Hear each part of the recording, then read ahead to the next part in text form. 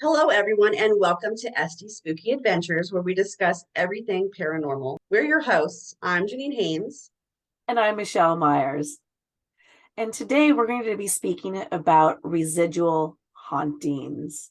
So, for those of you that don't know what a residual haunting is, many experts believe that spirits are made up of electromagnetic energy that's left behind after we leave our bodies. And they believe that this energy can make an imprint on the environment around us. What are your thoughts on residual hauntings? I think that actually a lot of paranormal activity that people see are residual hauntings. And to me, it's very logical, very believable. It's sort of like, say you watch the same, TV station too long on the old, not the new TV, the old TVs. You could actually get I don't know, the NBC or CBS logo like burned into your screen. It stays there. Or I've heard people, refer to it as sort of like a tape recording that just plays on loop over and over again, or a movie. But I definitely think, we're all made out of energy, and when we die, our energy just takes another form.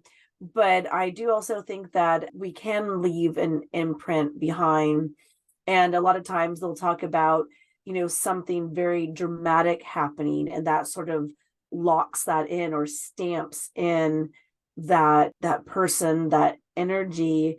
And so when we see it, it's just the same over and over again. So you might see it at the same time of day, or that's why sometimes you'll see, a spirit or a ghost, or what are you going to call it, like pass through a wall, and you might find out that where they're passing through, at once upon a time there used to be a doorway there, and so their energy is sort of remembering that. I think it's a very fascinating concept. I think it's interesting because, people do see what looks like people, um, or, animals that were once here repeating something over and over again.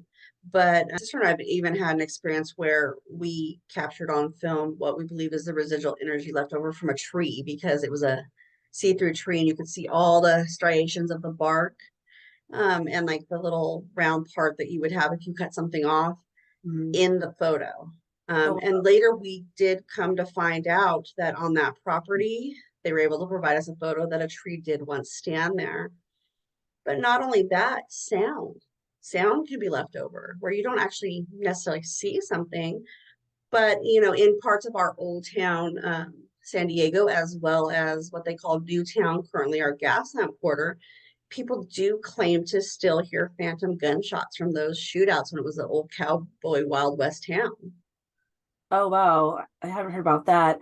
But I know there's the famous story of the Whaley House, which is supposed to be one of the most haunted houses, properties in all of the United States. Oh, isn't it? What is it like on? I forget which step it is, but on one of the steps, they I think you can still, feel Mrs. Whaley's energy from when. What was it when people? Well, you know the story better than I do, Janine, with your tours. Yeah, so if you're heading up those stairs about 3 steps from the top, people begin to feel like they can't breathe, a little bit panicky, heavy tightness around their throat. And they believe it's from when Mrs. Whaley was robbed of all the court papers. Mr. and Mrs. Whaley, when they built the house, they did add a courthouse onto the building. And then when Newtown was developed, the people wanted all those documents in the new court to be in Newtown. Mr. Whaley wasn't having it. Mr. Whaley fought tooth and nail to keep that courthouse and all the documents right there on site where his house was. And when things kind of died down and seemed like they were good, he left to go to San Francisco for some business, leaving Mrs. Whaley and the children alone. And the people did break into the house to steal them. She was actually standing on that step when they held her at gunpoint. And we believe that that energy was locked in from her fear, of being killed that day if she didn't hand over those documents. Yeah, and that's another interesting thing. It seems like there's a couple different trains of thought on residual hauntings. Some thinking, like you said, like there was something significant that happened, like that fear.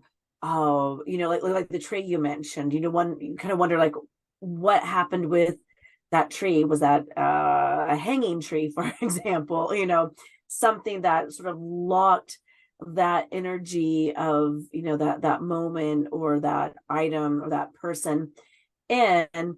But then also another thought is it's just something that routine, something that just happened. Someone did something over and over and over again. I remember a friend talking about seeing an old woman in her home. They would see her quite often around like 4 or 5 in the afternoon, walking up to the sink and washing the dishes. And that was it. I mean, nothing scary. And it was just a couple of seconds, but someone just washing the dishes. Well, this woman was probably a former resident of that home, would probably wash those dishes, every day for, I don't know, 10, 20, 30 years. And so like sort of that routine, maybe she loved the house and her energy kind of stayed there. Didn't interact, she didn't respond, just the same thing, just walking the sink, washing dishes. So not the most exciting or scary, but just kind of like that, caught in that loop, just playing over and over again. Yeah, with our Old Town San Diego area, again, like we have the Presidio that's up above, and that's where most of the military was. And at the time the military was here for the Mexican-American War, we only had about 4 houses and one courtroom slash sheriff's office in town. That's all that was there in the beginning. Now that Presidio did house our very first Catholic church up there where they had the very first mass. And eventually, over time, they decided once the war was over, they didn't need the Presidio. So they brought some items down when they tore down that church, and they built a new one in town, bringing the bells that were in the bell tower. Now, eventually, that church became too small, and they built what's currently our Immaculate Conception Church that's there in Old Town. And one of the bells actually came over to the new, much larger church. Now, some people do believe that these residual hauntings could be attached to locations or items as well. And with this bell, people tend to faintly hear what sounds like a church bell ringing, which is odd to begin with because church bells are quite loud when you're in the area.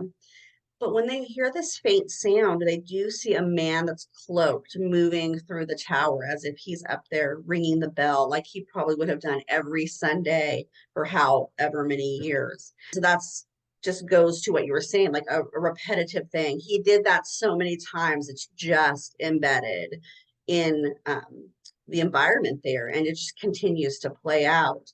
Now, another thing that you did bring up that I thought was important to state is that's how you're going to tell the difference between a regular haunting and a residual haunting is they're not going to respond to you. They're not going to react to you. They're not intelligent at all. It's just an imprint. Where other spirits are, that energy that leaves our body and can actually interact with us, these never will. It's like grandpa smoking his cigar at 7 p.m. every night on the porch, and you continue to see it after he died. Try to talk to grandpa, but he's not responding. It's because it's an imprint. It's not intelligent. I know it'd almost be like showing if you had a movie projector and projecting a movie on the wall, right? You're going to see it. You're going to hear it. But you're talking about sound, but smells. A lot of people will report smells too, perhaps from a garden that's no longer there, or a perfume that, grandma wore, you smell when she walked by. So they can definitely manifest in a lot of different ways.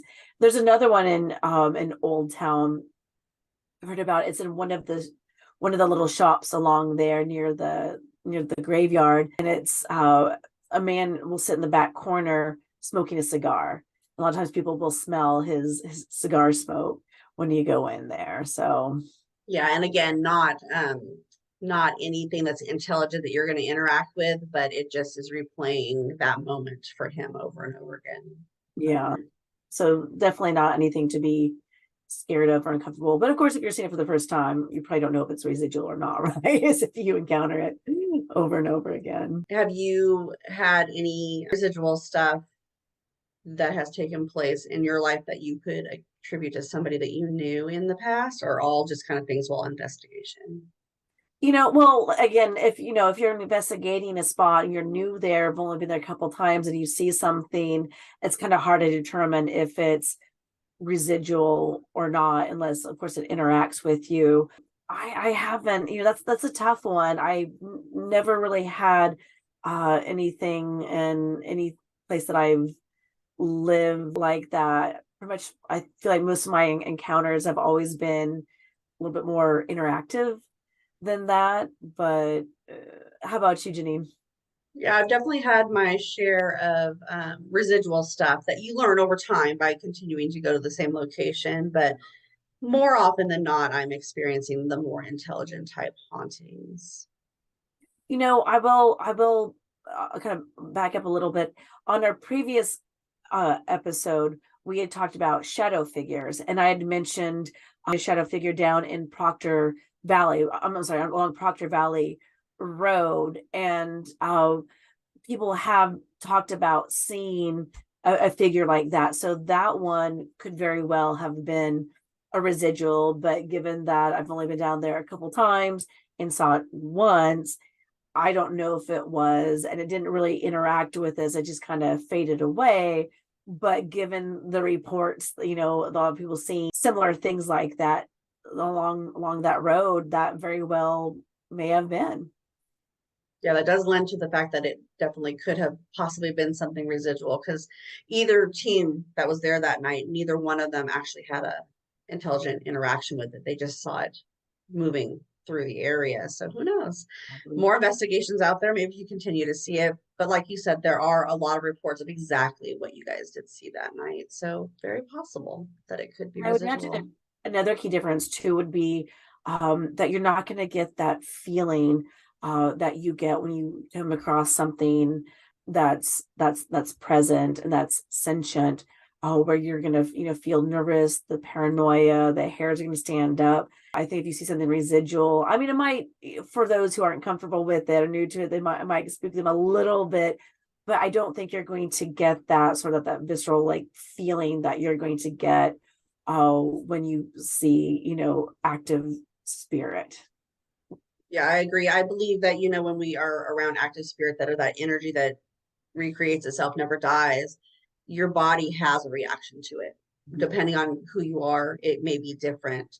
Also, with residual hauntings, I've never experienced any temperature changes that, regular intelligent spirits can actually change the Oh, temperature of a room. In every situation where I've had a residual haunting take place, there was none of that. No, energy or buzzing sensation around me, no hair standing on end, no temperature changes. So definitely, I think that that can help you decide one way or the other whether it's a ghost that's just ignoring you or a residual haunting. exactly. Well, I can always try a EVP section and see if you get any response, right? But also, like you're saying, you're probably not experienced like the battery drain, and we talked about a lot of that on our episode where we talked about do's and don'ts for investigations, and we said always make sure you have batteries and back up to those batteries. You're not going to get that energy drain because they're not trying to pull the energy from the room to manifest. They're just on a video or audio or sensory loop. What I find interesting too is it tends to correlate to the time that certain things took place, usually when it's residual. So, like I said, like grandpa smoked every night at 7 p.m. I've seen some locations in other states where they only hear a gunshot at 2 a.m. when this person was murdered at this building. Here in San Diego, we have a bridge called Steel Canyon. It's no longer in use, but it used to be the way you would go in from town into like Hamul, which is our country area. And so people still see headlights of a vehicle, even though the way the road has been rerouted, there's no way for headlights to shine into that area. And people have actually heard what sounds like car accidents on a specific day in a specific month at a specific time taking place. But when they investigate, there's no accident in the area. So it's like an accident on that bridge is just playing out over and over again. Yeah, and living on I lived on the East Coast for a few years before moving back. And gosh, I mean, you couldn't cross the street without running into a story about some haunting or spirit. But you'd have a lot of these small towns that would talk about, people would hear the trample of horse hooves because there was a lot of Revolutionary War, memorials and battle sites, and in Pennsylvania. And we had one area where it was like a certain date every year they would report seeing like an officer on his white horse patrolling up and down the road. And I think I made my poor husband go out at least once or 1 or 2 years on that supposed date looking for midnight looking for it. Never found it, but Oh, bummer. not for lack of trying. Yeah, I've actually been lucky enough to be in the gas lamp late at night and hear what sounds like the phantom gunshots down on Fifth Avenue, where Wyatt Earp once had his saloon, the Oyster Bar.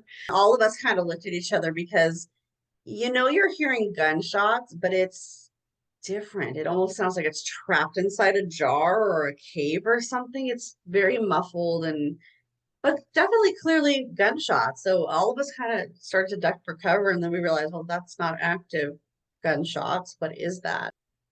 But that area, as I said, was where Wyatt Earp had his saloon, the Oyster Bar, and I'm pretty sure back then there was plenty of shootouts when people got caught shooting at that game of poker. I'm sure. All right, Janine, anything else you want to share with us on this topic? I think we've covered most of it. I mean, I'm sure with most of our videos, we'll probably come back at some point and revisit them and go further into detail, share some more of our own personal experiences. For now, if you guys want to check out and leave some comments for us on other topics you would like to see, you can find us over at SC Spooky Adventures on YouTube, Facebook, and TikTok. We definitely want to hear your input. And if you want to be a guest on our show, also hit us up there in the comments. Yeah, and if you have any residual hauntings going on in your home, your workplace, your neighborhood, make sure to drop a comment for all of us. We'd love to hear your experiences. Well, thank you for joining us again tonight. Share with us your spooky adventures, and we'll continue to share ours with you. And as we like to say, stay spooky, San Diego.